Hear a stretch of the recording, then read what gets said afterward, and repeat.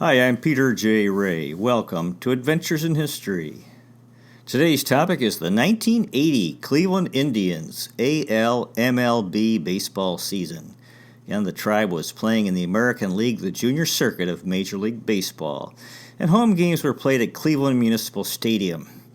The Tribe had a reasonable year in 1980. They finished in 6th place in the American League East with a record of 79 and 81, winning percentage of .494, 2 games under 500, 23 games out of first.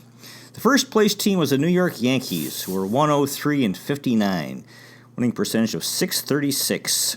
Second place, the Baltimore Orioles, 162, 3 games out of first. Third place, the Milwaukee Brewers, 86 and 76. Fourth place, the Boston Red Sox, 83 and 77. Fifth place, the Detroit Tigers, 84 and 78. Sixth place, the Cleveland Indians, 79 and 81. And in seventh and last place, the Toronto Blue Jays, 67 and 95, winning percentage of .414, 36 games out of first. In the American League West, the first place team was the Kansas City Royals, who were 97 and 65, winning a percentage of .599. Second place, the Oakland A's, 83 and 79, winning percentage 14 games out of first. Third place, the Minnesota Twins, 77 and 84. Fourth place, the Texas Rangers, 76 and 85. Fifth place, the Chicago White Sox, 70 and 90. Sixth place, the California Angels, 65 and 95. And in seventh and last place, the Seattle Mariners, 59 and 103, winning percentage of .364, 38 games out of first. For the Cleveland Indians, home attendance in 1980 was 1,033,827 for an average of 12,923 fans per game. I read a fine book called Finally, the Phillies, the Royals, and the 1980 Season That Almost Wasn't by J. Daniel 2019. The 1980 Hall of Fame inductees included Duke Snider and Al Kaline. In August, the Seattle Mariners hired Maury Wills to be their manager. He was the third African-American manager after Frank Robinson with Cleveland in 1975 and Larry Doby with the White Sox in 1978. In 1980, Charlie Finley of the A's and Bill Veeck of the White Sox both sold their teams that were out of baseball. This was really the end of an era. And Gene Mauch, the longtime Twins manager, retired. The 1980 Oakland A's set a record. They had 78 complete games by their pitchers, which included Rick Langford, Steve McCatty, and Mike Norris. Kansas City Royals' George Brett flirted with batting .400, ended the season with a batting average of .390, the highest since Ted Williams hit .406 in 1941. Again, the Tribe owner in 1980 was Steve O'Neill, who was the Cleveland Indians owner from 1978 to 1983. Steve O'Neill. The Tribe general manager was Phil Segui, who was Tribe GM from 1973 to 1985. Phil Segui. The broadcast booth on the radio, Herb Score was broadcasting games on 3WE Radio. Herb Score was a Tribe player from 1955 to 1959 and a Tribe TV and radio broadcaster from 1964 to 1997, and he's buried in Lakewood Park Cemetery in Rocky River, Ohio. Herb Score. His partner on 3WE Radio was Neb Chandler, who was a Tribe radio broadcaster from 1980 to 1984, and a Cleveland Browns radio broadcaster from 1985 to 1993. He's also buried at Lakewood Park Cemetery in Rocky River, Ohio. Neb Chandler. On television, Bruce Drennan broadcast games on WUAB TV. He was a Tribe TV broadcaster from 1980 to 1982. He was an MLB announcer and an NBA announcer and a sports radio personality, and a Cleveland Cavaliers announcer from 1980 to 1982. Bruce Drennan. Joe Tate was also broadcasting games on television. Joe Tate was a Tribe radio and TV broadcaster from 1973 to 1987, and the Cleveland Cavaliers broadcaster from 1970 to 2011. Joe Tate. Now, the Tribe manager in 1980 was Dave Garcia. Garcia was a Tribe coach from 1975 to 76 and in 79, and Tribe manager from 1979 to 1982. Dave Garcia. Dave Duncan was the pitching coach. Duncan was a Tribe player from 1973 to 1974, and a Tribe coach from 1978 to 1981. Dave Duncan. Tommy McCraw was the hitting and first base coach. McCraw was a Tribe player in 1972 and from 1974 to 75. He was a Tribe coach in 1975 and from 1979 to 1982. Tommy McCraw. Joe Nosek was the third base coach, and Nosek was a Tribe coach from 1977 to 1981. Joe Nosek. Now the Tribe starting lineup, Ron Hassey was the catcher. Hassey batted .318 with 124 hits. He scored 43 runs, 18 doubles, 4 triples, 8 home runs, 65 RBIs in 130 games. And Hassey was a Tribe player from 1978 to 1984. Ron Hassey. Mike Hargrove was at first base. Hargrove batted .304. He had 179 hits, scored 86 runs, 22 doubles, 2 triples, 11 home runs, 85 RBIs, 111 walks in 160 games. Hargrove was a Tribe player from 1979 to 1985, Tribe coach in 1990 to 1991, and Tribe manager from 1991 to 1999. And in 1980, he was the Indians' Man of the Year. Mike Hargrove. Dwayne Kuiper was at second base. Kuiper hit .282 with 42 hits. He scored 10 runs, 5 doubles, 9 RBIs in 42 games. So Kuiper was hurt, injured. Kuiper was a Cleveland player from 1974 to 1981. Dwayne Kuiper. Tom Verizor was at shortstop. Verizor batted .271 with 97 hits. He scored 28 runs, 12 doubles, 2 home runs, 28 RBIs in 109 games. And Verizor was with Cleveland for 1978 to 1981. Tom Verizor. Toby Harrah was at third base.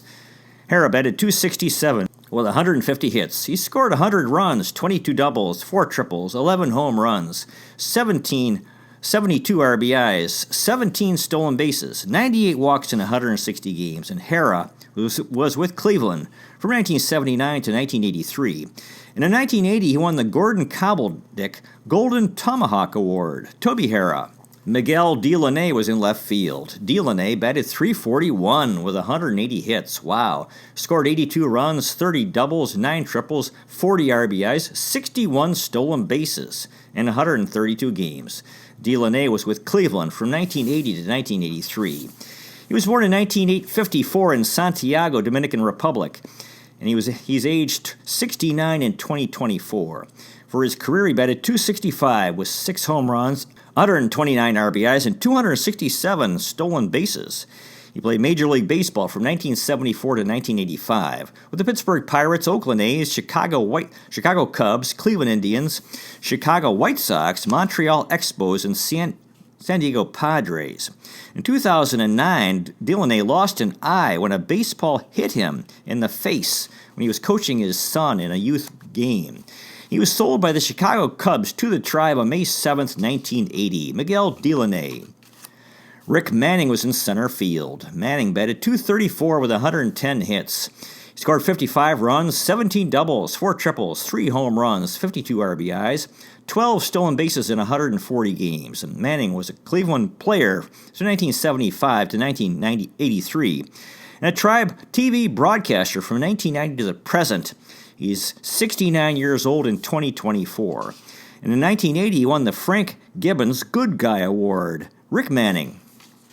George Orta, or Jorge Orta, was the right fielder. Orta batted .291 with 140 hits. He scored 78 runs, 18 doubles, 3 triples, 10 home runs, 64 RBIs in 129 games. Orta was with Cleveland in 1980 and 1981. He was born in 1950 in Mazatlan, Mexico, and he's 73 years old in 2023. For his career, he batted .278 with 130 home runs and 745 RBIs. He played Major League Baseball from 1972 to 1987 with the Chicago White Sox, Cleveland Indians, LA Dodgers, Toronto Blue Jays, and Kansas City Royals. He was an All-Star in 1975 and 1980. He won a World Series championship in 1985 with the Kansas City Royals. He's in the Mexican Baseball Hall of Fame. In 1980, he tied a record with hits in one game with 6. His parents were African Cubans. His father, Pedro Horta, was a legend in Cuban and Mexican baseball. He was signed as a free agent by the Tribe on December 19, 1979, and he played on the 1980 American League All-Star team. George Horta. Joe Charbono was the designated hitter, Super Joe. Charbono batted .289 with 131 hits. He scored 76 runs, 17 doubles, 2 triples, 23 home runs, 87 RBIs in 131 games. Charbono was born in 1955 in Belvidere, Illinois, and he's 68 years old in 2024. For his career, he batted .266 with 29 home runs and 144 RBIs. He was the American League Rookie of the Year in 1980. A back injury shortened his career. On December 6, 1978, he was traded by the Philadelphia Phillies to the Tribe for Cardell Camper. In Mexico, in 1980, in an exhibition game, Charbono was stabbed by a fan on March 8th with a penknife. It penetrated 4 inches and hit a rib. The assailant was arrested and fined 50 Mexican pesos. Charbono said, quote, "That's $2.27 for stabbing a person." Charbono was a fan favorite. He dyed his hair and drank beer through his nose. He did his own dental work. He fixed a broken nose with pliers and drinking Jack Daniels whiskey. They called him Super Joe, and there was a song called Go Joe Charbono. He was an extra in the film The Natural, one of Roy Hobbs' teammates. From 1999 to 2001, he was for the Canton Crocodiles in the Frontier League. He was a hitting instructor, first base coach, and director of baseball operations. In 2014, he was the hitting coach for the Lake Erie Crushers in the Frontier League. He was a manager in the Lorain County Ironmen in the Great Lakes Summer Collegiate League. Since 2016, he's been the hitting coach for Notre Dame College in South Euclid, Ohio. In 2020, he had a stroke, which he's recovering from.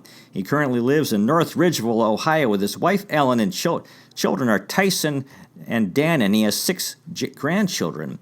In 1980, he was the American League Rookie of the Year.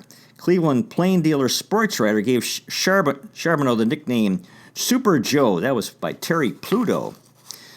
Pluto wrote, quote, "It was Charbono's willingness to express his sheer delight and awe at being in the majors that endeared him to the Cleveland fans and the media." Joe Charbono said, quote, "I really only had the 1 year, but so many people still remember. That's the nicest part, that people still remember." I read a fine book. The title is Super Joe, The Life and Legend of Joe Charbono by Joe Charbono, Bert Grafe, and Terry Pluto in 1981. Charbono is a descendant of Toussaint Charbono and an Indian princess and wife of Sacagawea, whom led explorers Lewis and Clark on their expedition in the Northwest Territory. Charbono was signed by Philly scout Eddie Bachman, who also signed Larry Brown, Larry Boa, Bob Boone, Randy Lurch, and Warren Brewster. In 1979, with the Chattanooga Lookouts, Charbono was gaining weight, and Tribe GM Phil Seggy came to visit. Charbono said, quote, "He told me I was getting fat. He said that I had better watch it, or I would turn into another Charlie Spikes. I didn't even know who Charlie Spikes was." Spikes was an outfielder who reportedly ate his way out of Major League Baseball, was overweight. The 1980 Tribe home opener was on April 19th.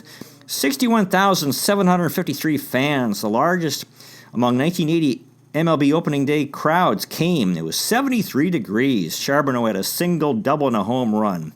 The Tribe won the game 8-1 against the Toronto Blue Jays. It was the most memorable Tribe opener since 1975, when Frank Robinson became the first black MLB manager. It was a day Charbono always cherished. There are signs in the stands, "We love you, Super Joe." Charbono hit a home run off of Toronto pitcher Tom Buskey, former Tribe pitcher. The stadium was shaking, the crowd was roaring. Rick Manning and Toby Harrah urged Charbono out of the dugout to take a bow, and the crowd roared. On July 13th, the largest MLB crowd, Cleveland Yankee game at the stadium, 73,000 fans. Charbono had 3 hits and 4 RBIs. On October 1st, Charbono had his last at bat of the season.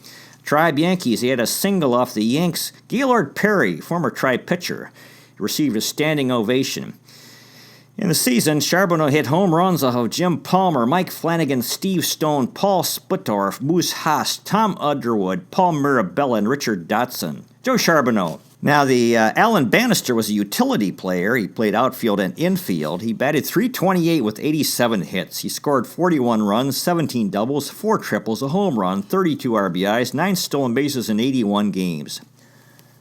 Bannister was with Cleveland from 1980 to 1983. He was born in 1951 in Montebello, California, and he's 72 years old in 2024. For his career, he batted .270 with 19 home runs and 288 RBIs. He was an MLB player from 1974 to 1985 with the Philadelphia Phillies, Chicago White Sox, Cleveland Indians, Houston Astros, and Texas Rangers. In 1971, in the Pan American Games, he played for the U.S. and won a silver medal. For college, he went to the Arizona State and played for the Sun Devils. After he retired as a player, he had 2 years managing for the Montreal Expos in the minors. He's in the College Baseball Hall of Fame. In the minors, he played for the Eugene Emeralds, Iowa Oaks, St. Petersburg Pelicans, Toledo Mud Hens. He was traded by the Chicago White Sox to the Tribe on June 13, 1980 for Ron Pruitt. Alan Bannister. Jerry Dybzinski was a middle infielder. Dybzinski batted .230 with 57 hits. He scored 32 runs, 11 doubles, a triple, a home run, 23 RBIs in 114 games. Dybzinski was with Cleveland from 1980 to 1982. For his career, he batted .234 with 3 home runs and 93 RBIs. He played MLB from 1980 to 1985 with the Cleveland Indians, Chicago White Sox, and Pittsburgh Pirates.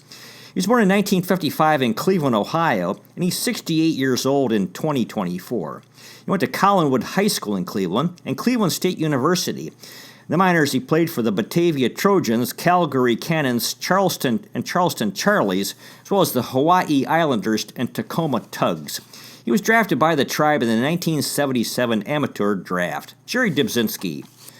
Bo Diaz was a catcher. Diaz batted .227 with 47 hits. He had 11 doubles, 2 triples, 3 home runs, 32 RBIs in 76 games. And Diaz was with Cleveland from 1978 to 1981. Bo Diaz. Cliff Johnson was a designated hitter. Johnson batted .230 with 40 hits. He scored 25 runs, 3 doubles, a triple, 6 home runs, 28 RBIs in 54 games. And Johnson was with Cleveland from 1979 to 1980. On June 23, 1980, he was traded by the Tribe for Carl Pagel. Cliff Johnson. Gary Alexander was a designated hitter and a catcher. Alexander batted .225 with 40 hits. He scored 22 runs, 7 doubles, a triple, 5 home runs, 31 RBIs in 76 games. Alexander was with Cleveland from 1978 to 1980. On December 9, 1980, he was traded by the Tribe with Victor Cruz, Rafael, and Bob Ochinko to the Pittsburgh Pirates for Bert Blyleven and Manny Sanguillen. So this was the end of his time in Cleveland. His MLB career continued until 1981 with the Pittsburgh Pirates. Gary Alexander. Jack Brohammer played some second base. Brohammer batted .225 with 32 hits. He scored 13 runs, 5 doubles, a triple, a home run, 15 RBIs in 53 games. Brohammer was with Cleveland from 1972 to 1975 and in 1980. On June 20th, 1980, he was sold by the Boston Red Sox to the Tribe. He became a free agent in March of 1981 and remained unsigned. So 1980 was the end of his MLB career. Jack Brohammer. Dave Rosselló played some second base. Rosselló batted .248 with 29 hits. He scored 16 runs, 3 doubles, 2 home runs, 12 RBIs in 71 games. And Rosselló was with Cleveland from 1979 to 1981. Dave Rosselló. Gary Gray was a utility player. Gray batted .148 with 8 hits. He scored 4 runs. He had a double, 2 home runs, 4 RBIs in 28 games. Gray was born in 1952. In New Orleans, Louisiana, and he's 71 years old in 2024. For his career, he batted .240 with 24 home runs and 71 RBIs. He played MLB from 1977 to 1982 with the Texas Rangers, Cleveland Indians, Seattle Mariners, and Cleveland in 1980. In Venezuela, he played for Cardenales de Lara. In Mexico, for Diablos Rojo de Mexico. In the minors, he played for the Tucson Toros and the Salt Lake City Gulls. He was traded by the Texas Rangers to the Tribe with Larry McCall and Mike Bucci for David Clyde and Jim Norris on January 4th, 1980. And on December 8th, 1980, he was sold by the Tribe to the Seattle Mariners. Gary Gray. Ron Pruitt was a utility player. Pruitt batted .306 with 11 hits, scored a run, had a double, 4 RBIs in 23 games. Pruitt was with Cleveland from 1976 to 1980 and in 1981. He was traded by the Tribe to the Chicago White Sox on June 13, 1980 for Alan Bannister. Ron Pruitt. Andres Mora played some outfield.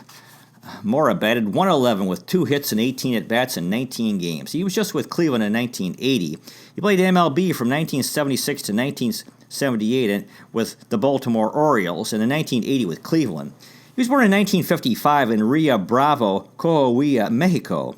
For his career, he batted .223 with 27 home runs and 87 RBIs in MLB. He died in 2003 in Saltillo, Mexico, age 60. He's in the Mexican Baseball Hall of Fame. His pro baseball career continued until 1997 with Mexico, in Mexico. He's the all-time home run king for Mexico. In Mexico, Mora played for Cañeros de los Mochis, Industriales de Monterrey, Ostioneros de Guaymas, the Poros de Tijuana, Saraperos de Saltillo, Tecoletes de los Laredos, Tuzos de Zacatecas, Venados de Mazatlan, and the Yaquis de Obregon. On December 3, 1979, he was selected by Cleveland from Baltimore, the Baltimore Orioles, in Rule 5 of the Major League Draft. Andres Mora. Now, the pitching staff, the ace pitcher was Len Barker, who was 19-12, ERA of 4.17. 36 games, all starts, 8 complete games, 150 strikeouts, 246 in the third innings pitched, and 187 strikeouts. And Barker was with Cleveland from 1979 to 1983. Len Barker. Rick Waits was 13-14 with an ERA of 4.45, 33 games, all starts, 9 complete games, 2 shutouts, 224 innings pitched, and 109 strikeouts. And Waits was with Cleveland from 1975 to 1983. Rick Waits. Dan Spillner had his best year. He was 16-11 with an ERA of 5.28, 34 games, 30 starts, 7 complete games, a shutout, 194 innings pitched, and 100 strikeouts. Spillner was with Cleveland from 1978 to 1984. Dan Spillner. Wayne Garland was 6-9 with an ERA of 4.61. 25 games, 20 starts, 4 complete games, a shutout, 150 innings pitched, and 55 strikeouts. And Garland was with Cleveland from 1977 to 1981. Wayne Garland. John Denny was 8-6 with an ERA of 4.39. 16 games, all starts, 4 complete games, a shutout, 108 innings pitched, and 59 strikeouts. Denny was born in 1952 in Prescott, Arizona, and he's age 71 in 2024. For his career, he won 123 games, lost 108, ERA of 3.59, and 1,146 strikeouts. He played Major League Baseball from 1974 to 1986 with the St. Louis Cardinals, Cleveland Indians, Philadelphia Phillies, and Cincinnati Reds. He won a National League Cy Young Award in 1983. He was a National League wins leader in 1983, a National League ERA leader in 1976. He won a National League pennant in 1983 with the Philadelphia Phillies, pitched in the World Series with them. The minors, he played for the Arkansas Travelers and Tulsa Oilers. He was traded on December 7, 1979 by the St. Louis Cardinals with Jerry Mumphrey to the Tribe for Bobby Bonds. John Denny. Ross Grimsley was 4-5 with an ERA of 6.75. 14 games, 11 starts, 2 complete games, 74 innings pitched, and 18 strikeouts. Grimsley was just with Cleveland in 1980. He was born in 1950 in Topeka, Kansas, and he's 74 years old in 2024. For his career, he won 124 games, lost 99, an ERA of 3.81, and 750 strikeouts. He was an MLB pitcher from 1971 to 1982 with the Cincinnati Reds, Baltimore Orioles, Montreal Expos, Cleveland Indians, and back with the Orioles again. He was an All-Star in 1978, won a 1972 National League title with the Reds. In 1972 World Series, he was 2-1. He's a minor league pitching coach for the Baltimore Orioles, Atlanta Braves, Seattle Mariners, and Philadelphia Phillies, and the San Francisco Giants. The minors, he played for the Calgary Cannons, Charleston Charlies, Chattanooga Lookouts, Daytona Beach Explorers, and the Sioux Falls Packers. On July 11, 1980, he was traded by the Montreal Expos to the Tribe for Dave Oliver. He was released by the Tribe on August 13, 1981. Ross Grimsley. Sid Manji was the closer. Manji was 3-5 with an ERA of 3.53, 67 games, 14 saves, 94 innings pitched, and 61 strikeouts. And Manji was with Cleveland from 1977 to 1981. Sid Manji. Bob Auchinko was 2-9 with an ERA of 5.27, 29 games, 14 starts, a complete game, 114 innings pitched, and 66 strikeouts. Auchinko was just with Cleveland in 1980. He was born in 1955 in Detroit, Michigan, and he's 69 years old in 2024. For his career, he was 37-60 with an ERA of 4.28 and 490 strikeouts. He was an MLB pitcher from 1976 to 1986 with the San Diego Padres, Cleveland Indians, Oakland A's, Pittsburgh Pirates, Cincinnati Reds, and Montreal Expos. He played in the 1975 Pan American Games in Mexico City on the men's baseball team. The minors, he played for the Buffalo Bisons, Hawaii Islanders, San Bernardino Pride, and Tampa Tarpons. On February 15, 1980, he was traded by the San Diego Padres to the Tribe for Jerry Mumphrey. On December 9, 1980, he was traded by the Tribe with Gary Alexander, Victor Cruz, and Rafael Vasquez for Bert Blyleven and Manny Sanguillen. Bob Auchinko. Victor Cruz was 6-7 with an ERA of 3.45, 55 games, 12 saves, 86 innings pitched, and 88 strikeouts. Cruz was with Cleveland from 1979 to 1980. On December 9, 1980, he was traded by the Tribe with Gary Alexander, Rafael Vasquez, and Bob Auchinko to the Pittsburgh Pirates for Bert Blyleven and Manny Sanguillen. His MLB career continued until 1983 with the Texas Rangers. Victor Cruz. Mike Stanton was 1-3 with an ERA of 5.46, 51 games, 5 saves, 85 innings pitched, and 74 strikeouts. Stanton was with Cleveland from 1980 to 1981. He was born in 1952 in St. Louis, Missouri, and he's age 71 in 2024.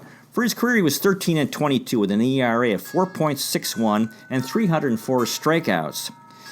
He played MLB from 1975 to 1985 with the Houston Astros, Cleveland Indians, Seattle Mariners, and Chicago White Sox. In the minors, he played for the Iowa Oaks, Memphis Blues, and Tacoma Tugs. In Venezuela, he played for Leones de Caracas and Petroleros de Zulia. He was signed by Cleveland on July 18, 1979. Mike Stanton. Sandy Whittall was 1-0 with an ERA of 3.57, 17 games, a save, 35 innings pitched, and 20 strikeouts. Whittall was with Cleveland from 1979 to 1980 and in 1982. Sandy Whittall. Mike Paxton had no decisions, an ERA of 12.91. 4 games, 7 2/3 innings pitched, and 6 strikeouts. He was with Cleveland from 1978 to 1980. This was the end of his MLB career. Mike Paxton. Don Collins had no decisions and an ERA of 7.50, 4 games, 6 innings pitched, and he was with the Cleveland Indians just in 1980. He was born in 1952 in Lyons, Georgia, and died in 2022 at age 69. For his career, he was 3-9 with an ERA of 5.28 and 27 strikeouts. He played for the Atlanta Braves in 1977 and with Cleveland in 1980. The minors, he played for the Charleston Charlies, Chattanooga Lookouts, and Birmingham Barons. On February 15, 1980, he was traded by the Atlanta Braves for Gary Melson. Don Collins. Now, in the postseason, the 1980 American League Championship Series, the Kansas City Royals defeated the New York Yankees in 3 straight games. The MVP was Frank White. In the National League Championship Series, the Philadelphia Phillies defeated the Houston Astros 3-2, and the MVP was Manny Trio. The 1980 World Series, the Philadelphia Phillies, the National League champions, defeated the Kansas City Royals, the American League champions, 4-2. The MVP was Mike Schmidt, and the Phillies ended their 97-year title drought going back to 1883. Hall of Famers in the World Series included Steve Carlton, Mike Schmidt, Pete Rose, and George Brett. In Game 6 in the top of the 9th, Tug McGraw was on the mound. The second out was a pop foul out of the catch, which Bob Boone attempted to catch it, popped out of his glove, and Pete Rose caught the ball for the putout, and Rose then bounced the ball like a basketball off the turf. Incredible play. Tug McGraw struck out Willie Wilson with the bases loaded, up 4-1, and the Phillies won the World Series. In 2003, the last game at Veterans Stadium in Philadelphia, Tug McGraw was dying of brain cancer. He came, among others, on the mound in full uniform.